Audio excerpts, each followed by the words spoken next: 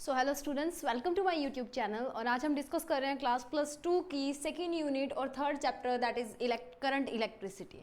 अभी तक हमने इलेक्ट्रोस्टैटिक्स के बारे में पढ़ा था। इलेक्ट्रोस्टैटिक्स के अंदर हमने इलेक्ट्रिक फील्ड, इलेक्ट्रोस्टैटिक पोटेंशियल, काफ़ी सारी चीज़ें जो हमने वहाँ पे कैपेसिटेंस के बारे में डिस्कस किया था। नेक्स्ट हम पढ़ेंगे करंट इलेक्ट्रिसिटी। ठीक है, यहाँ पे इन दोनों के अंदर बेसिक सा डिफरेंस पता है क्या? इलेक्ट्रोस्टैटिक्स में हमने पढ़ा था कि चार्जेस रेस्ट के ऊपर है। हम बोलते थे कि 2 पॉइंट चार्जेस इस पर्टिकुलर डिस्टेंस के ऊपर पड़े हैं, वो मूव नहीं कर सकते थे। ठीक है, करंट इलेक्ट्रिसिटी में चार्जेस जो होंगे वो मोशन के अंदर होंगे। अब मोशन में दो तरह से हो सकता है। फर्स्ट होता है कि कांस्टेंट वेलोसिटी से आपका चार्ज यहाँ से मूव करना स्टार्ट किया और यहाँ तक पहुंचा हो। एक आपका चार्ज जो कांस्टेंट वेलोसिटी ना हो, यहाँ से फास्ट चला, फिर धीरे धीरे धीरे फिर फास्ट चला, यानी कि वेरिएबल वेलोसिटी। तो कांस्टेंट वेलोसिटी से जो डील करती है वो ब्रांच अलग है, वेरिएबल वेलोसिटी से जो डील करेगी वो ब्रांच अलग है। तो इसके अंदर हम दोनों ही पढ़ेंगे, constant velocity plus variable velocity. ठीक है, तो स्टार्ट करते हैं आज का टॉपिक। तो सबसे पहले हम अपना टॉपिक करेंगे, that is electric current and drift velocity. Electric current and drift velocity, सबसे पहले हम देखेंगे कि इलेक्ट्रिक करंट बेसिकली होता है क्या। हमने बोला ना कि करंट इलेक्ट्रिसिटी हम पढ़ेंगे, तो करंट क्या होता है उसके बाद में इलेक्ट्रिसिटी। ओके, तो अभी तक हमने क्या किया, इलेक्ट्रोस्टैटिक्स किया। और इलेक्ट्रोस्टैटिक्स क्या होता है? चार्जेस एट रेस्ट की जो स्टडी होती है, that is known as electrostatics. Electro का मतलब चार्ज के साथ एसोसिएटेड, स्टैटिक्स का मतलब एट रेस्ट। ओके, तो charges at rest is known as electrostatics. But now charges in motion की बात हम करेंगे, यानी कि जो चार्जेस मूव कर रहे हैं। ठीक है, मूव कर रहे हैं, यहाँ से यहाँ पे जा रहे हैं। ये कोई चार्ज है, पहले तो ये यहीं पे पड़ा रहता था, इसके साथ हम बोलते कि इतनी दूर पे इलेक्ट्रिक फील्ड क्या आएगी, इतनी दूर पे इलेक्ट्रिक फील्ड क्या आएगी। बट अब ये मूव कर रहे हैं, तो मूव करते टाइम क्या इलेक्ट्रिक फील्ड ये आएंगे, तो उसकी बात हम कर रहे हैं। तो चार्ज जब मूव करता है तो दो तरह से मूव करता है, first with constant velocity and another with variable velocity. ठीक है, एक तो कांस्टेंट वेलोसिटी से मूव करेगा, यानी कि v is equals to constant, या आप यहाँ पे ले सकते हो कि आपका जो एक्सेलरेशन होगा वो 0 होगा, यानी कि आपका चार्ज मूव कर रहा है बट एक्सेलरेट नहीं कर रहा। एक्सेलरेशन क्या होता है? Change in velocity upon change in time, यानी कि dv/dt। ओके, तो dv क्या होता है? चेंज ही तो होता है, बट हमारे पास यहाँ पे क्या चेंज नहीं आ रहा। तो यानी कि एक्सेलरेशन जहाँ पे कांस्टेंट होता है, कांस्टेंट वेलोसिटी से, तो वहाँ पे जो हमारे पास आएगी that branch is known as current electricity, या उस कंसेप्ट का नाम होगा करंट इलेक्ट्रिसिटी। तो बेसिकली आपको पता लग गया होगा कि करंट इलेक्ट्रिसिटी में हम क्या पढ़ने वाले हैं। वो चार्जेस जो कांस्टेंट वेलोसिटी से मूव करते हैं, यानी कि वो चार्जेस जो एक्सेलरेट नहीं करते हैं। Okay, next moving on to the variable velocity. Then variable velocity के अंदर हम जो पढ़ते हैं वो पढ़ते हैं v वेरिएबल, और यहाँ पे जो हमारा एक्सेलरेशन होता है that is not equals to 0। a is acceleration and acceleration is not equals to 0। दोनों वेक्टर हैं तो ऊपर वेक्टर लगा लीजिए, क्योंकि अब बड़े हो गए, अब तो वेक्टर आता है हमें। ओके, तो अब क्या हुआ हमारे पास, देखो अब यहाँ पे हो गया कि acceleration not equals to 0। Not equals to 0 यानी कि वेलोसिटी के अंदर टाइम के साथ बदलाव आ रहा है, टाइम के साथ चेंज आ रहा है। तो उसी चेंज के हम पढ़ेंगे किसके साथ? इलेक्ट्रोमैग्नेटिज्म के साथ। ओके, आपने 10th क्लास के अंदर एक कंसेप्ट किया होगा, and that concept is known as Faraday's law of electromagnetic induction. Faraday's law of EMI यानी कि इलेक्ट्रोमैग्नेटिक इंडक्शन, ये आपने पढ़ा था। तो फैराडे क्या बोलता था? फैराडे ने बोला था कि जब कभी भी किसी कॉइल के साथ या किसी कंडक्टर के साथ लिंक्ड इलेक्ट्रिक फील्ड चेंज होगा। अब चेंज कब होगा? जब चार्ज के अंदर चेंज आएगा, क्योंकि बेसिकली करंट क्या होता है? फ्लो ऑफ इलेक्ट्रॉन ही तो होता है। इलेक्ट्रॉन जब फ्लो करते हैं या चार्ज जब फ्लो करता है तभी तो हमारे पास करंट प्रोड्यूस होता है। आपने जो इलेक्ट्रिक करंट वाला चैप्टर था क्लास 10 के अंदर, ओम्स लॉ, उसमें किया था दैट फ्लो ऑफ इलेक्ट्रॉन्स और flow of charges is known as electric current. ठीक है, तो अब जब वो चल रहा है तो उसका कुछ ना कुछ क्या आएगा? करंट आएगा। तो वो करंट तो करंट इलेक्ट्रिसिटी में आ गया, बट वो कभी चल रहा है कभी रुक रहा है, यानी कि वेरिएबल वेलोसिटी से जब वो मूव करेगा तो उसका इलेक्ट्रिक फील्ड या उसका करंट एक जगह पे कुछ होगा, दूसरी जगह पे कुछ हो जाएगा, तीसरी जगह पे कुछ हो जाएगा। ठीक है, तो वेरी कर गया ना। तो वैसे ही जब वेरिएबल इलेक्ट्रिक फील्ड हमारे पास आ जाता है, यानी कि अगर करंट जो है वो वेरी करने लग जाता है, या variable electric field produces magnetic field and vice versa, यानी कि अगर इलेक्ट्रिक फील्ड बदल रहा है तो मैग्नेटिक फील्ड अपने आप इंड्यूस होगा, और अगर मैग्नेटिक फील्ड बदल रहा है तो इलेक्ट्रिक फील्ड इंड्यूस होगा। ये बोला था फेराडे ने, ठीक है। उसने काफी सारे एक्सपेरिमेंट्स भी करके आपको दिखाए थे। उसके लिए अपने 10th क्लास की एनसीईआरटी उठानी है और एक बार पढ़नी है। नो डाउट हम जब इलेक्ट्रोमैग्नेटिज्म करेंगे या मैग्नेटोस्टैटिक्स वाला जब मैग्नेट्स की बात करेंगे तब हम वो चैप्टर करेंगे। पर अगर कोई क्यूरियस है पढ़ने के लिए, मतलब मेरे कराने से पहले अगर किसी ने पढ़ना है तो 10th क्लास की बुक उठा के मैग्नेट्स वाला चैप्टर आप पढ़ लेना।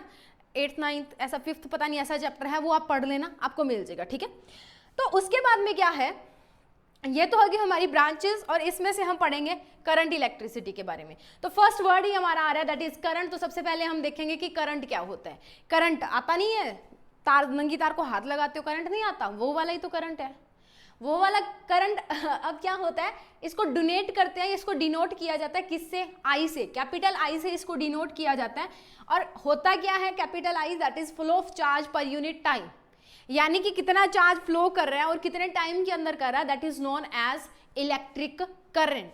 और यू कैन से कि जब भी हम क्या करते हैं, +1 के अंदर जब आपने मैथमेटिकल टूल्स पढ़ा था, अगर नहीं पढ़ा तो मैं अब इसको स्टार्ट कराने वाली हूँ, ठीक है। तो मैथमेटिकल टूल्स में हम बोलते हैं कि डी बाई डी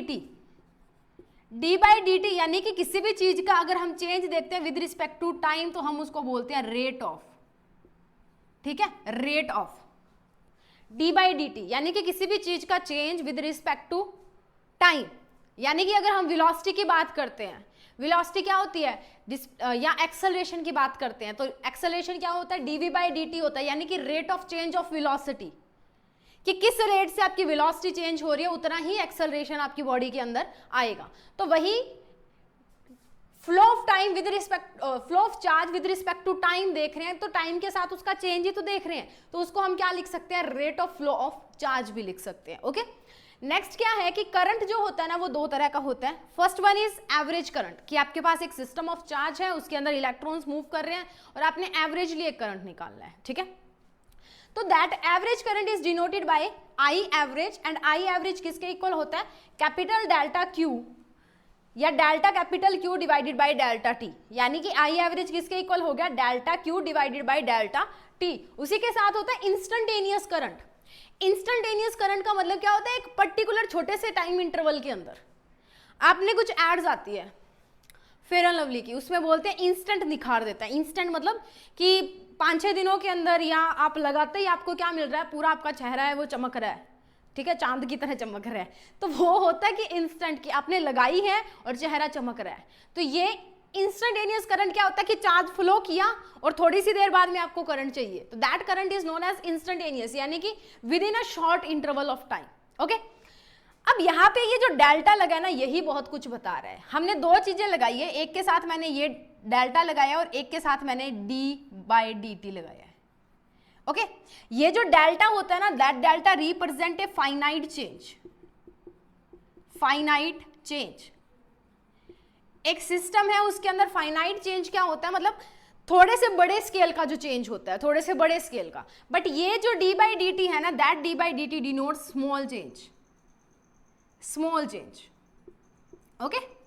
तो ये डी बाई डी टी किसको डिनोट करता है, स्मॉल चेंज को, बिल्कुल छोटे से छोटा जो टाइम होता है। और डेल्टा जब जहां पे आ जाता है ना, यानी कि ये ट्रायंगल ये फाइनाइट चेंज को रिप्रेजेंट करता है कि with in 10 second, 60 second, 2 minute, 10 minute. और ये जो है ये भाई साहब जो 1 सेकेंड की बात कर सकता है, 1.5 सेकेंड की, 2 सेकेंड की, मतलब लगाते ही आपको असर दिखाई दे, that is known as instantaneous. Instantaneous का मतलब होता है पर्टिकुलर इंस्टेंट ऑफ टाइम, कि जितना आपको दिया उतने टाइम के अंदर उतना करंट जनरेट होना चाहिए, ओके। नेक्स्ट बात करते हैं यूनिट्स की करंट की। तो देखो चार्ज की यूनिट होती है, हमने फर्स्ट चैप्टर में पढ़ा, दैट इज कूलम।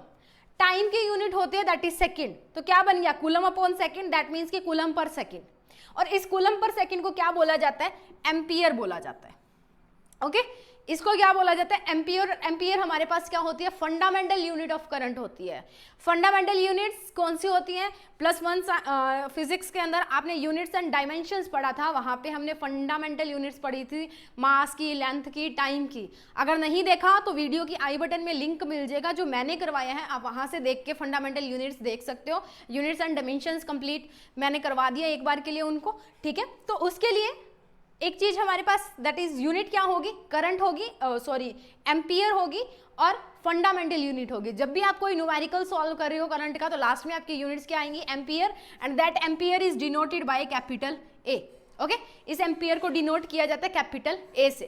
तो ये साथ साथ आपने नोट्स बनाने हैं, तो इसको फटाफट पोज करके आप लिख लीजिए, क्योंकि बिल्कुल नोट्स हम यहीं के यहीं पे बनाएंगे, साथ साथ में पोज करते लिखते जाइए। सब कुछ मैं आपको ब्लैक बोर्ड के ऊपर यानी कि इस व्हाइट बोर्ड के ऊपर करवाऊंगी, सॉरी। तो आपने क्या करना है, जस्ट इसको पोज करना है 2 मिनट के लिए, उसको नोट डाउन करना है, देन आगे वीडियो को कंटिन्यू करना है। ओके, तो फटाफट इसको लिखिए, देन नेक्स्ट मूव करते हैं अगले कंसेप्ट की तरफ। So students, moving on to our next thing, that is current is a scalar और vector। important topic है, important question है, कई बार competitive exams में प्लस 1-2 नंबर के अंदर एग्जाम्स के अंदर ये क्वेश्चन जो है ये पूछ लिया जाता है कि आपने बताना होता है कि करंट स्केलर है या वेक्टर है, यानी कि करंट के पास मैग्नीट्यूड प्लस डायरेक्शन दोनों है और वो वेक्टर लॉज को ओबे करता है, या उसके पास सिर्फ मैग्नीट्यूड है या डायरेक्शन है बट वेक्टर लॉज को ओबे नहीं करता, या क्या वो स्केलर की कंडीशंस को सेटिस्फाई करते हैं या वो वेक्टर्स की कंडीशंस को सेटिस्फाई करता है। तो हम चेक करते हैं। तो चलिए टॉपिक के ऊपर, तो हमने देखा, देखो करंट जो है उसकी डायरेक्शन होती है, जैसे मैंने आपको नीचे दिखाया हुआ, करंट फ्लो करेगा, इलेक्ट्रॉन्स के फ्लो करने की एक डायरेक्शन होगी, left to right, top to bottom, east west, कुछ भी, ठीक है। बट ये एक स्केलर क्वांटिटी है, current is a scalar quantity. क्यों? क्योंकि इसके पास डायरेक्शन तो है बट ये वेक्टर लॉज को ओबे नहीं करता, it does not obey vector laws. Okay, तो वेक्टर की जो डेफिनेशन है हम छोटी क्लासेस में करते हैं कि vector is a quantity which has both magnitude as well as direction, that's it. Okay, now in +2 और in physics after 10th you can change that definition. आपको वो डेफिनेशन चेंज करनी पड़ेगी कि वेक्टर्स क्या होते हैं। Vectors are those quantities which has magnitude plus direction plus that quantity obeys the vector laws of addition, that is triangle law, parallelogram law and polygon laws of vector addition. ये laws जो है ये उसको अगर वो ओबे करती है तो ही वो क्या है, एक वेक्टर क्वांटिटी है, otherwise just magnitude and direction के होने से वो वेक्टर नहीं बनेगी। करंट के पास मैग्नीट्यूड भी है, डायरेक्शन भी है, फिर भी वो वेक्टर नहीं है, स्केलर है। क्यों? क्योंकि वो वेक्टर के लॉज को ओबे नहीं करता है, और जब वो लॉ को ओबे नहीं करेगा तो कोई भी उसको वेक्टर की सीरीज में नहीं रखेगा। ये जो आपको दिया हुआ है 9 एम्पियर दिया है, 6 एम्पियर दिया है और 3 एम्पियर दिया है, इनके ऊपर ना एंगल का कोई इफेक्ट नहीं पड़ता है, किसी भी पर्टिकुलर एंगल से आके इलेक्ट्रॉन फ्लो कर जाते हैं। ये तो नहीं है कि आप घरों पे जो आपके करंट या इलेक्ट्रिसिटी आती है, अगर आप वायर को ऐसे ऐसे करके लगाओगे तो थोड़ी आएगी। अगर इस साइड से आपकी वायर आ रही है और आपके घर में एक कनेक्शन इधर जा रहा है और एक इधर जा रहा है तो फर्क पड़ जाएगा, या वही वायर इधर से आए और आपका ये कनेक्शन इधर जा रहा है और एक इधर जा रहा है तो फर्क पड़ जाएगा, नहीं ना। वही 220 वोल्ट यहाँ तक पहुँचनी है जब तक सप्लाई 220 वोल्ट की हो रही है, तो ये तो कोई इफेक्ट नहीं पड़ता, ठीक है। चाहे तो ये चीज है कि करंट ये जो है ये स्केलर की तरह ही एडअप हो जाते हैं, it adds up like a scalar, angle का इसके ऊपर कोई इफेक्ट नहीं होता, but current is A tensor quantity. Okay, अब टेंसर्स क्या होते हैं आपके सिलेबस में नहीं है, जब आप हायर क्लासेस में जाओगे up to BSc MSc physics के साथ तो आपको आएंगे टेंसर्स। बट अगर मैंने आपको ये लिख के इसलिए दिया है कि कई बार जो पेपर बनाता है ना वो पेपर को छाप देते हैं वैसे जैसे उनको क्वेश्चन दिया होता है, तो नीचे वो टेंसर क्वांटिटी लिख देते हैं, ऊपर लिख देते हैं करंट इज, लिख के नीचे ऑप्शन दे देते हैं scalar, vector, tensor and none of this. तो अगर वहां पे टेंसर लिखा हुआ आ गया तो आप टेंसर के ऊपर ही टिक करोगे, टेंसर ही आपका आंसर जो है वो सही होगा, ना तो स्केलर। ये स्केलर है बट वेक्टर नहीं है, ये टेंसर है, और टेंसर क्या होते हैं ये हमने नहीं पढ़ना, ठीक है। ओके, क्लियर हो गया।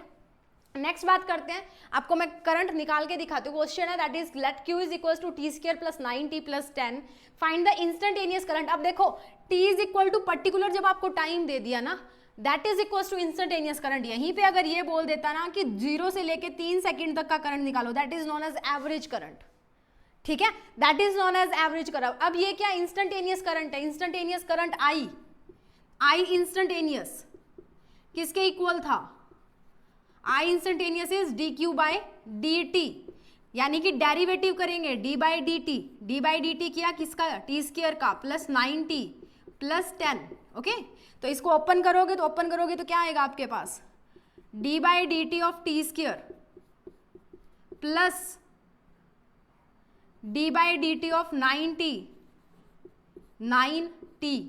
Plus D by d T of 10, तो 10 तो कांस्टेंट है, तो 10 का क्या हो गया 0 हो जाएगा। टी स्क्वायर का क्या होता है, जब भी डेरिवेटिव करते हैं x की पावर n का, dx की पावर n का डेरिवेटिव करते हैं तो n आगे आ जाता है और x की पावर n-1 हो जाती है, ठीक है। तो यही चीज यहाँ पे करनी है। n कितना है 2 है, तो 2 आगे आ गया, 2 की t की पावर क्या हो जाएगी n-1, 2 - 1 इज 1 प्लस यहाँ पे कितना है 9, तो एज इट इज रखो कांस्टेंट है, t की पावर कितनी है 1, तो 1 आगे आएगा, t पावर 1 - 1 इज 0, तो t की पावर 0 जो 1 ही होती है प्लस 0। ओके, तो यहाँ से हमारे पास क्या बना 2t प्लस 9। यहाँ पे आप पुट कीजिए t की वैल्यू दैट इज 2, t की वैल्यू आप 2 पुट करेंगे तो यहाँ पे i इंस्टेंटेनियस की जो वैल्यू है वो क्या आएगी, that i instantaneous is equals to 2 + 9 यानी कि 4 एम्पियर। ओके, तो 4 + 9 ampere and that is equals to 13 ampere. Okay, तो ये हमारा आंसर आ गया, दैट इज 13 एम्पियर।